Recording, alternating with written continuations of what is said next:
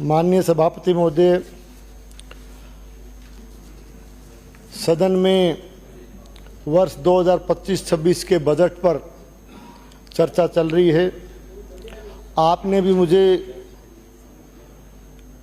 आज वर्ष 2025-26 के बजट पर बोलने का मौका दिया, इसके लिए मैं आपका बहुत बहुत धन्यवाद देता हूं। दिनांक 19 फरवरी 2025 को हमारे प्रदेश की माननीय उप मुख्यमंत्री श्रीमती दिया कुमारी जी ने इस पवित्र सदन में जिस बजट को रखा, आज पूरे प्रदेश में जनता उस बजट की बुरी बुरी प्रशंसा कर रही है।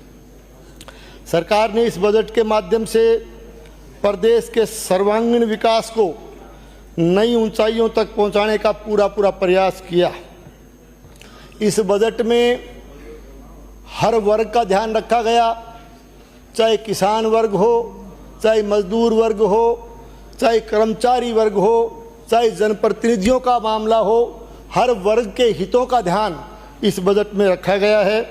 मैं इस मौके पर इस शानदार और ऐतिहासिक बजट के लिए माननीय मुख्यमंत्री जी का एवं माननीय वित्त मंत्री जी का बहुत बहुत बधाई उनको देता हूं और उनका बहुत बहुत आभार प्रकट करता हूं। माननीय सभापति महोदय, जहां तक हमारे प्रदेश के विकास का सवाल है, मैं आपको याद दिलाना चाहूँगा कि 2013 से 18 के बीच में जब भारतीय जनता पार्टी की यहाँ सरकार थी, तो उस समय उस सरकार की हमारी मुख्यमंत्री आदरणीय वसुंधरा राजे सिंधिया जी ने गांव का गौरव बढ़ाने के लिए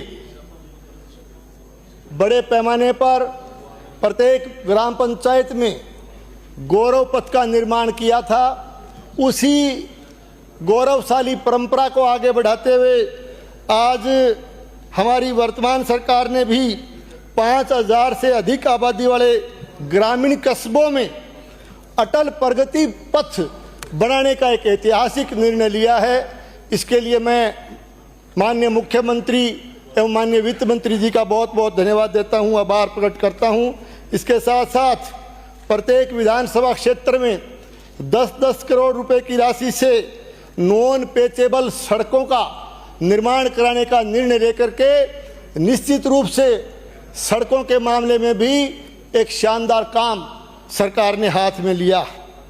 माननीय सभापति महोदय, ग्रामीण क्षेत्रों में 20 लाख घरों में पेयजल कनेक्शन दिए जाने का प्रावधान करके निश्चित रूप से पीने के पानी की समस्या का समाधान करने का बीड़ा सरकार ने उठाया है। इसके साथ साथ 1000 ट्यूबवेल, राजस्थान प्रदेश में 1000 ट्यूबवेल और 1500 हैंडपंप लगाने का भी ऐतिहासिक निर्णय इस बजट के अंदर लिया गया है। इसके साथ साथ हमारे देश के यशस्वी प्रधानमंत्री आदरणीय नरेंद्र मोदी जी ने जल जीवन मिशन योजना, जिसका कि उन्होंने आगाज किया था, एक बहुत बड़ी महत्वाकांक्षी योजना इस पूरे देश को उन्होंने पेश की थी। लेकिन पिछली कांग्रेस की सरकार ने उनकी जन विरोधी नीतियों के चलते जल जीवन मिशन योजना का जो आशातीत परिणाम इस प्रदेश की जनता को मिलना चाहिए था, उसमें अनावश्यक विलंब करके इन्होंने उस काम को चालू करने में भी पिछली सरकार ने देरी की, उसमें अनियमितताएं हुई और बहुत से लोगों को उस योजना से पूरे प्रदेश में, और मैं मेरे जिले के लिए और मेरे विधानसभा क्षेत्र के लिए कहना चाहूँगा कि उनकी नीतियों की वजह से बहुत से घरों को, ढाणियों को जल की सुविधा से, पेयजल से वंचित कर दिया गया। मैं आभारी हूँ हमारे देश के प्रधानमंत्री जी का कि उन्होंने 2028 तक इस योजना की अवधि को बढ़ाने का काम किया है और इस जल जीवन मिशन योजना में हमारी राजस्थान की सरकार ने भी सम्मिलित होते हुए बचे हुए कामों को बनाने का, उनको पूरा करने का जो है निर्णय लिया है। ये एक ऐतिहासिक निर्णय पीएचडी के मामले में हम कह सकते हैं। माननीय सभापति महोदय, मुख्यमंत्री निःशुल्क बिजली योजना के लाभान्वितों के घरों पर निःशुल्क सोलर प्लांट्स लगा करके 150 यूनिट बिजली प्रति माह निःशुल्क देना, ये कोई छोटी बात नहीं है। ये एक ऐतिहासिक काम बिजली के क्षेत्र में इस बजट के अंदर हुआ है। माननीय सभापति महोदय, तीर्थ यात्रा के मामले में हमारे पिछले बजट में भी प्रावधान किया गया। इस बजट में भी 6000 वरिष्ठ जनों को हवाई मार्ग से यात्रा करवाने का और 50,000 जो है तीर्थयात्रियों के लिए जो है एसी ट्रेन से उनको तीर्थ यात्रा करने का प्रावधान निश्चित रूप से एक ऐतिहासिक कदम इस बजट में हमारी सरकार ने उठाया। माननीय सभापति महोदय, जहाँ तक, क्योंकि ये हमारा कृषि प्रधान इलाका है, जिस क्षेत्र से मैं आता हूँ, किसानों के लिए निश्चित रूप से किसान सम्मान निधि की राशि 8,000 से उसको बढ़ा करके 9,000 रुपये करके निश्चित रूप से किसान का मान और सम्मान बढ़ाने का काम हमारी सरकार ने किया। इसके साथ साथ गेहूं के समर्थन मूल्य पर जो बोनस जो दिया, पिछले बजट में भी प्रावधान किया, उस बोनस को बढ़ा करके 150 रुपये करने का प्रावधान करके किसान के हितों की रक्षा करने का काम हमारी वर्तमान सरकार ने इस बजट के माध्यम से हाथ में लिया है।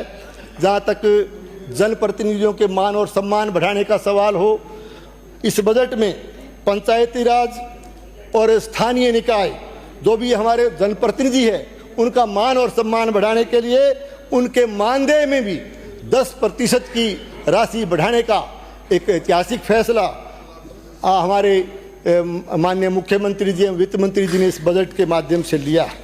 माननीय सभापति महोदय, मैं इस बजट में मेरे विधानसभा क्षेत्र का भी के लिए भी अनेक घोषणाएं हुई।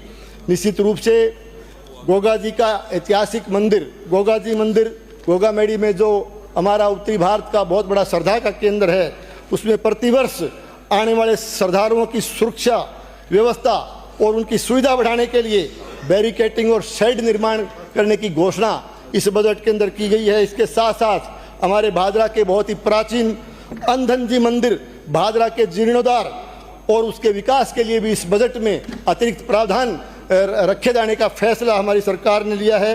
हमारे भादरा विधानसभा क्षेत्र के उप स्वास्थ्य केंद्र ग्राम रसराना के उप स्वास्थ्य केंद्र को पीएचसी में क्रमोन्नत करने का फैसला इस बजट के अंदर लिया गया है। इसके साथ साथ हमारे भादरा विधानसभा क्षेत्र में जो लंबे समय से हमारे वहाँ के उपभोक्ताओं की मांग थी, उसको ध्यान में रखते हुए भादरा में विद्युत विभाग का अधिशासी अभियंता कार्यालय खोलने का काम इस सरकार ने घोषणा इस बजट के तहत की है। मैं भादरा विधानसभा क्षेत्र का विशेष ध्यान देने के लिए भी मैं माननीय वित्त मंत्री जी का, हमारे यशस्वी मुख्यमंत्री जी का तहे दिल से मैं भादरा विधानसभा क्षेत्र की जनता की तरफ से बहुत बहुत आभार प्रकट करता हूं, बहुत बहुत धन्यवाद देता हूं। और इसके साथ साथ मैं मेरे क्षेत्र की दो तीन समस्याएं जिनकी तरफ मैं सदन के माध्यम से ध्यान आकर्षित करना चाहूँगा। हमारे कृषि प्रधान इलाके में सिंचाई का जहाँ तक सवाल है, अमर सिंह सब ब्रांच और सिद्धमुख नहर सिंचाई परियोजना का पानी हमारे क्षेत्र में किसान इस्तेमाल करता है। सिंचाई दोनों नहरों से हमारी होती है। उनमें खाड़ा निर्माण, खाड़ों की हालत जीर्ण शीर्ण है, तो खाड़ों के नवीनीकरण और उन खाड़ों को नया बनाने की मांग भी लंबे समय से है। तो मैं मांग करता हूं आपके माध्यम से कि खाड़ा निर्माण के लिए इन दोनों सिंचाई परियोजनाओं में जो है बजट देने की कृपा करें। और इसके साथ साथ भादरा में एक बाईपास की घोषणा पिछले बजट में की गई, उसमें कुछ शेष कार्य जो बकाया था, जैसे भादरा राजगढ़ से भादरा सावा रोड तक उस बाईपास की घोषणा पिछले बजट में की गई। अब मैं मांग करता हूं कि भादरा सावा से भादरा नोड तक, इस नोर रोड तक इस बाईपास को बढ़ाने की आप कृपा करें। और साथ में क्योंकि वहाँ रेलवे की लाइन है, वहाँ रेलवे ओवरब्रिज बनाया जाए, ये मैं आपके माध्यम से मांग करना चाहता हूँ। शहर भादरा में भी पानी की निकासी, बरसाती पानी की निकासी के लिए ड्रेनेज की स्वीकृति प्रदान करने की कृपा करें। आपने समय दिया, इसके लिए बहुत बहुत धन्यवाद।